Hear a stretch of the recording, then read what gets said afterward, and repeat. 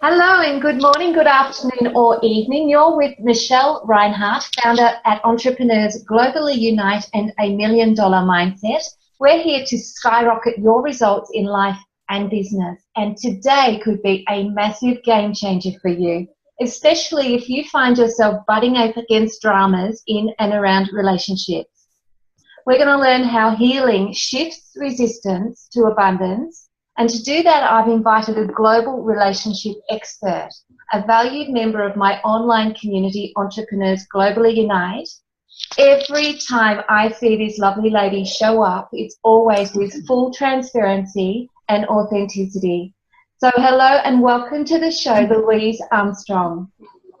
Wow, thank you so much. What a beautiful introduction. It's a huge honour and a wonderful privilege to be with you and all the listeners today.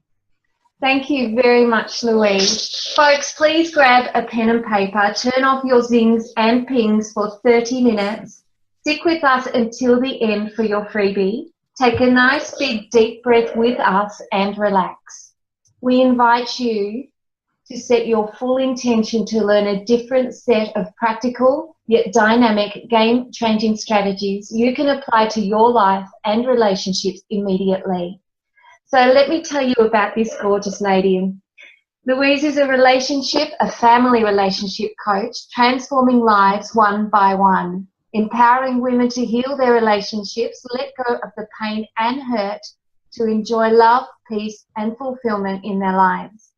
Having healed a lifelong destructive relationship with her mother totally alone, which also impacted greatly on her eldest daughter, she now enjoys a very loving relationship with both of these special people in her life. Without having a single conversation with the person who's hurting them, Louise helps women to live a life of freedom with a clear heart. Her mission is to touch the hearts of women worldwide, spreading the message that change in any relationship starts on the inside, letting go of the pain and the hurt. Wow, Louise, I am really excited to have you with us today.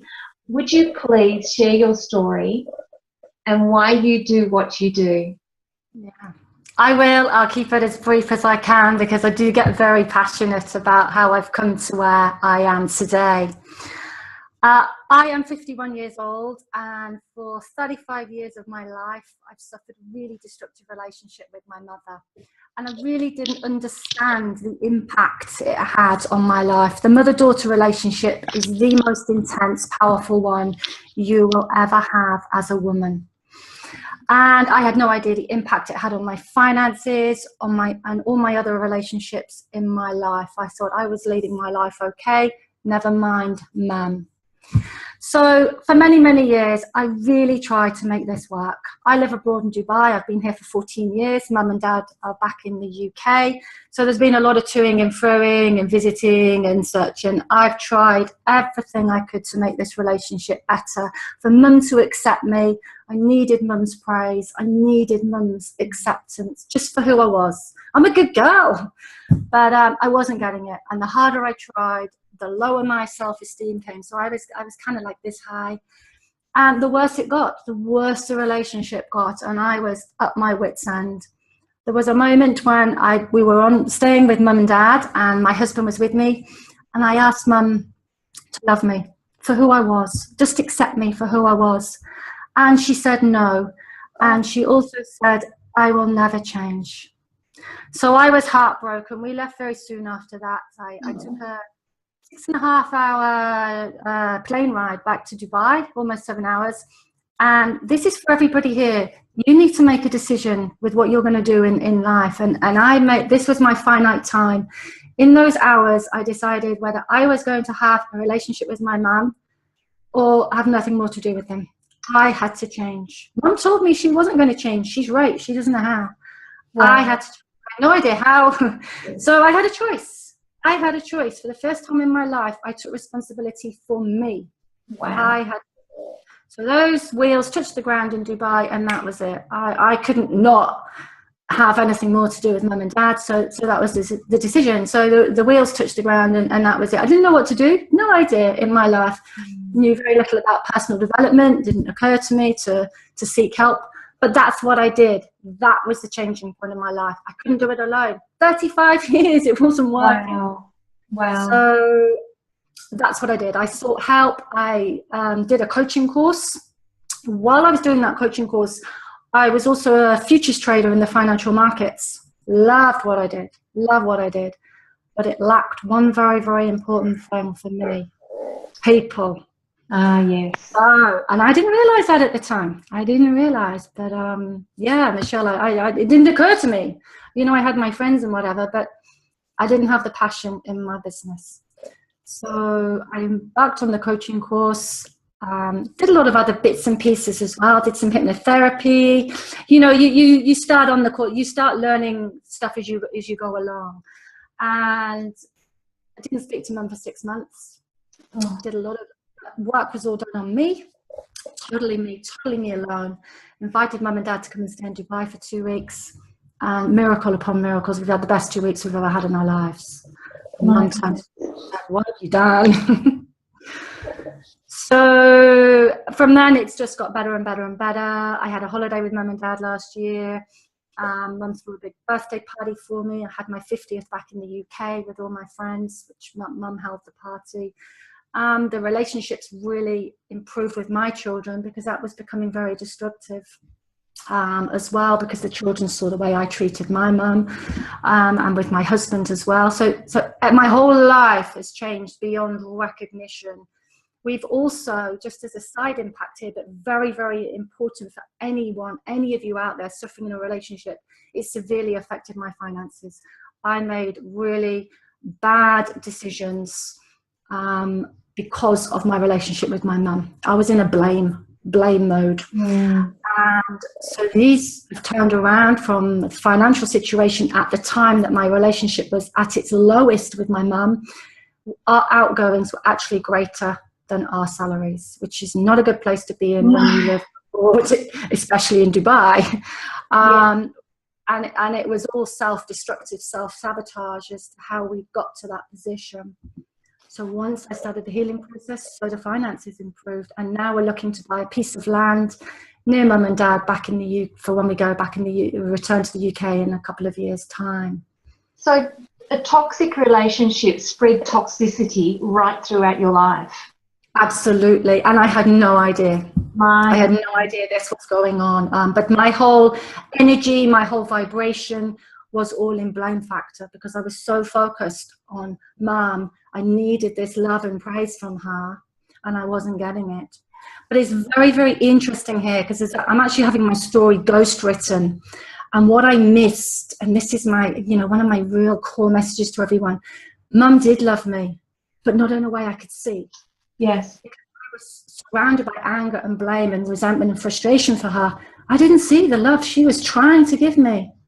And so it was like a little golden thread. It just wasn't the way that you needed it presented to you.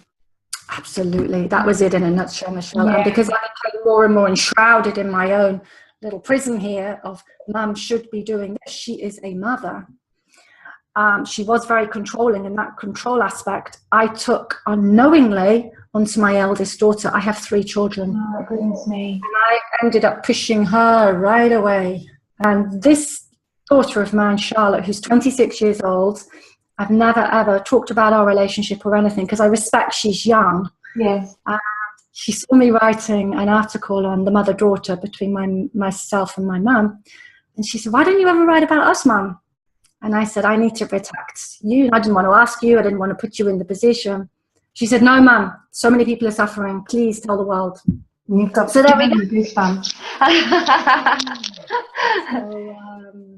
Okay, so I'm sure that there are plenty of listeners, and let's just remind people that there is no accident that you're here tuning in and listening to this story today, because we are very good at projecting our pain out there and looking for solutions out there in the world, in the next bright shiny object, the next big flat screen TV, whatever it might be to satisfy that need in you. But Louise, where should we be looking?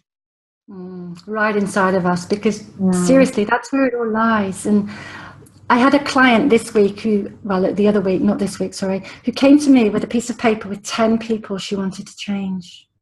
10 people in her life, her mum, her mother-in-law, all these people she felt had wronged her. And miracle upon miracles, she's changed her, and she came back to me with the piece of paper and said, they've all changed. And I said, no. Yeah. She said, oh, and it was just, I've gone all goose. It was just, that's why I do what I do, Michelle, because that is just amazing to me that someone can go through that transformation. So for people sitting there thinking, oh my God, you know, maybe the problem isn't out there, perhaps I do need to look at myself. What does this mirror philosophy mean to you? When I sat down and accepted where I was, you know, my whole life, and I looked at what was going on in my life, my relationships, my finances, my health. I'd had a lot of health issues as well. I've actually had about 10 operations, all to do with gynae, all sorts of things. I'm very blessed to have 3 children because I was actually sterile by the age of 29. This is this anger and pain eating at your body. Absolutely. And I was in and out with all sorts of stuff, huge pain. I ended up with a hysterectomy, a lot of complications, all surrounding this time. The finances, that was complete self-sabotage. Everything was in self-sabotage. And the moment when we talk about the mirror, that I accepted that what I was looking at is, wow, this actually doesn't come from outside. This is me. This is actually what I am projecting. So when I got all these things, and I did actually write things down on paper, I thought, this is me. I am making these things happen.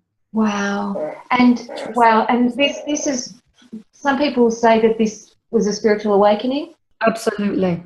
The other important thing is, all my work isn't to make everyone have a loving relationship with their mum, because that may not happen. We cannot guarantee anything to do with that other person. But all things being equal, and we don't know when we're going to leave this earth, but my mission is for every woman to be able to stand by her mother's grave with a clear heart and know she has a clear heart. Whatever the relationship is, if you don't speak to your mum for another 20 years, that's fine, as long as your heart is clear and she's not destroying you every day. I agree completely. And whilst we're focusing mother-daughter in what we're speaking about, this goes for all relationships. Absolutely. It does for father-daughter. It does with your partner, very much so. I've been very blessed with a wonderful marriage. I've been married almost 28 years now. And I could have said, well, it's great. You know, we obviously have our ups and downs and all the rest of it. But going through this process, we've gone to a much deeper level without trying or making it happen, because it's come from inside. That energy's changed towards my husband. I can give more love. Yeah, because you can't give love unless you know love. And that love resonates within. And I made a post earlier today about love and the heart. And, you know, the soul resonates in the heart. That's where it's got to come from. And as soon as we can get our message out to more and more people to stop thinking in our heads and feel in our hearts, that's when things shift. That's absolutely. Yeah. And it is hard. It is hard for people. It is hard for you out there, because you're not brought up to feel. You're brought up to look, and you're brought up to hear. We learn. We don't learn. We're not taught in school to feel. No, so we're it's not. hard. And it is something we have to learn. And I don't know about you, but I very much grew up with the, you know, you've got kids, you know, are seen and not heard. Get outside. You know, we weren't spoken to. We didn't get to sit around the dining room table and have an open-ended conversation. So, I mean, full credit to anyone listening that's embarking upon a journey of self, of knowing, of loving, because it will mirror and reflect into every corner of your world. It really will. So let's talk about what happens to our energy field and our vibration. When we're in a bad relationship, our energetic field, our energy is very low. So we get very tired, we feel exhausted, and that compounds, because whatever your main focus is on is going to be what you're going to vibrate on. So it's what your main, it's not that we don't, you know, we can't feel happy all the time. It's not about that. It's what your main focus is on. And if subconsciously you're in a negative vibration, that's what you're going to get more of and more of and more of and more of. So to increase our vibration, the very first thing I do before I work with anybody is I have a positivity challenge, and that is the 5 things that they do every day purely to increase that vibration. So you know yourself, if you knock a cup of coffee over and you're in a really bad mood, that is just the end. You know, it makes it's 10 times worse. It's just a cup of coffee. Whereas if you feel in a good mood, okay, you spilled a cup of coffee, it's not so bad. And that's where we want to be, so we can cope with those small challenges in life because we're vibrating at that higher level. And I like to work on, I don't know about you, Michelle, but I like to work on an 80-20 rule with everything in life because I'm far from perfect. So if I can do things 80% of the time, you know what? I get a thumbs up. Yeah, because it really, then we can take the next stage in a much better frame of mind, because if we're feeling negative all the time, it's really hard to move forwards. So I have a process. It's small steps every day. I'm a very practical person. You know, I like to do practical things because people need to grasp on those in real life. You know, we're talking about things that day-to-day life. People need things to do when they've had a row at the office, when they've had a row with their partner. You know, you need tangible things to do. It's not just about imagining everything's marvelous when it's not. Exactly. You know, we need to, yeah, and look, same with my work, because I remove energy blocks in people, and I can remove energy blocks because we have so many limiting self-sabotaging beliefs. I can remove the energy, but what's the point if I don't give them the strategies to change the habit? Yeah. So that's wonderful, Michelle, to do both. I mean, it couldn't be a better package for you, could it, really? No. What would you do as far as a technique that's particularly effective when reaching out to heal a relationship? Okay. A technique I use is going around your day-to-day business. In the first instance, you're just aware. So you're just aware of your thoughts. So you might notice, let's just take, for example, rejection. So rejection could be your greatest thing that you're aware of as something negative that's holding you back. So it could be very simple throughout your day. You might smile at somebody and they don't smile back. They look the other way. How do you feel? Just take a note. Okay, you might feel a small rejection. You send a text to somebody. They don't reply. Okay, you might feel rejected again. You then invite someone to dinner and they've gone out with somebody else. You may feel rejection again. You cook the family meal. You take some extra time doing it. Nobody likes it. So what we highlight throughout that, and people journal this, so they write it in their journal, because we've got lots of negative, we've got loads of limiting beliefs. You know, Michelle, you know, we've got so much going on in there.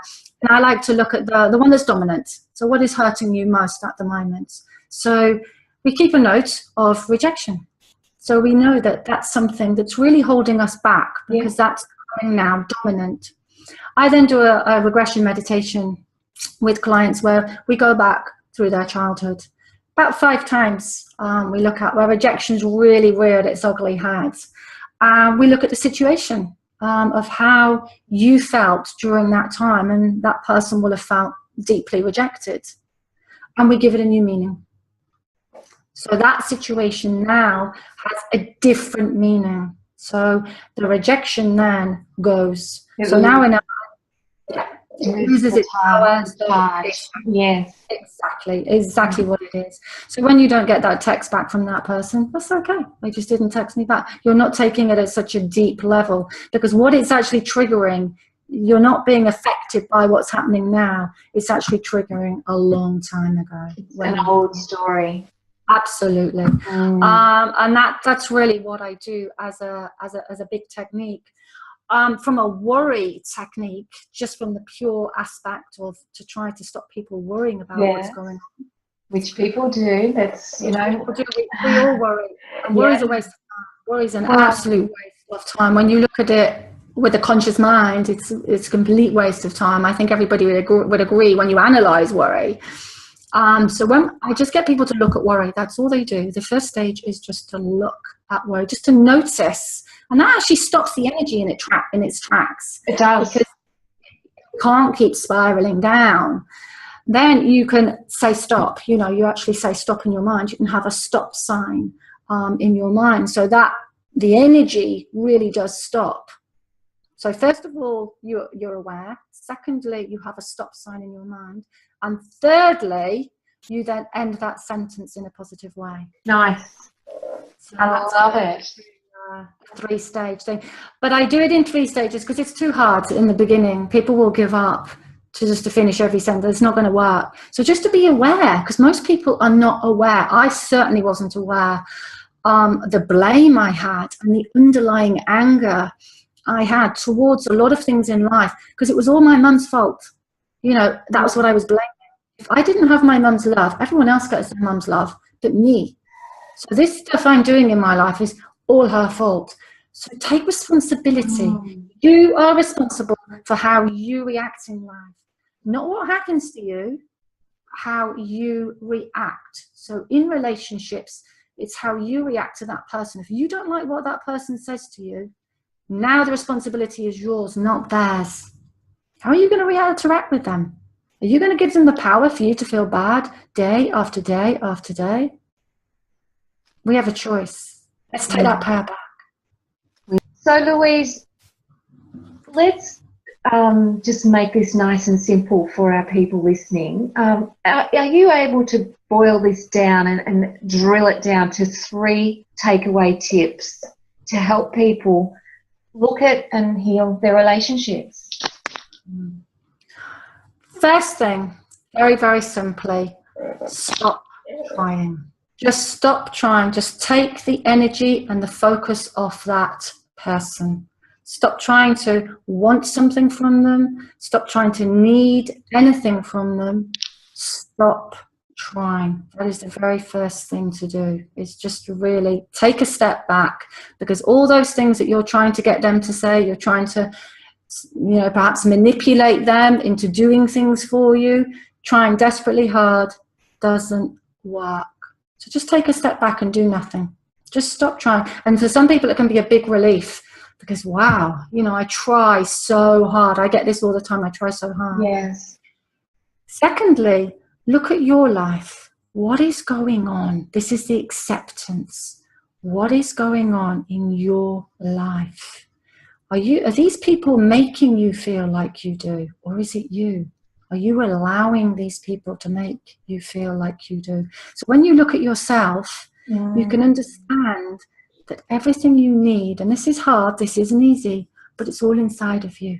Yes. It really is inside of you. So we don't need to look. We don't need to look anywhere at all. It's inside of us. We don't need to work it out with the next book, the next webinar, the next anything. We really don't. But this is really hard to do by yourself. And thirdly, you don't have to do it alone. I tried for 35 years to work it all out, and I couldn't. No. The minute I accepted, okay, it's not working. Now, when you ask for help, this is a huge sign of strength. And it is a sign of strength because it isn't easy to do. And we are often brought up to get on with it. You should be able to work this out, for goodness sakes. But the minute we say, hang on, I can't work this out, please help, that's it. That's when you open up a whole lot of floodgates. And it's to me, it's all about letting go, Michelle. We're letting go of pain, letting go of hurt. It's just getting rid of it all. We don't have to find anything. No, we don't have to find anything. Well, we do. Actually, we do. We've got to find ourselves. Yeah. We've got to find that one in there that got lost along the way, that's probably quite hurt and sad. I will admit quite openly that I was 40 before I started really looking to find the big answers. So who am I? What do I want? What am I good at? That was after being, you know, like everyone, a mum, a wife, a sister, a lover, a partner, all of those things, all of those labels. But what was it that made me tick? And that was when things shifted or started to for me. And like you, Louise, I did it on my own.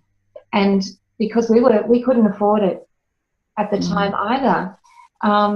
But you know, it's amazing how the universe works, because even if you can't afford it right now, the very fact that you ask for help, that you recognize that you need assistance, if you take that time to be in stillness and you ask the questions, someone will present. Something will happen. We are not alone. You know, We'll find a way.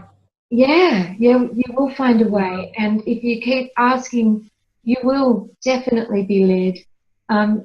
Why else would our listeners be here? Ask and let it go. You don't have to work out the how. Believe that you will find yourself. I mean, I think when I started letting go of the pain and all the hurt, finding myself came to me. It comes to you. It's there. It is there. It's remembering, isn't it? Look, so what would be the first step that you took towards healing your relationship? Do you remember the very first step? The very first step is acceptance. It's accepting that the situation as it is, and it isn't down to anyone else. It's actually down to me. Yeah. And for the first time in my life, I took responsibility for who I was. And that's pretty amazing when I've been married for 20 odd years. I have 3 children. I live abroad. You know, they're quite responsible acts to take, but actually responsibility for myself and my feelings and my future is the very first thing. And it can be a very painful realization when we're in a situation we don't like. And that's why we hide from it. But really understanding, I mean, I've got a big thing that you cannot love yourself if you don't know who you're loving. You really need to know who you are. And I will guarantee anyone, you will absolutely love yourself. Because some people have said to me, but what if I don't like myself very much? I think that's the one guarantee we can give, Michelle, is you will truly love. In fact, you will be so beautifully blown away when you get down to the truth of who you really are, and you get rid of all those stories and the mud and the crap, and you really, all of the things that you thought that you didn't like about yourself, that you found hurtful, they're not yours. No. Because at the heart of us all is complete perfection. It's the stories that are imperfect. Absolutely. So I love that you say that. It's well worth the journey. Absolutely, 100%. I look at life as I was born a jigsaw, a perfect jigsaw, every piece in place. So I'm this perfect puzzle with every piece fitting.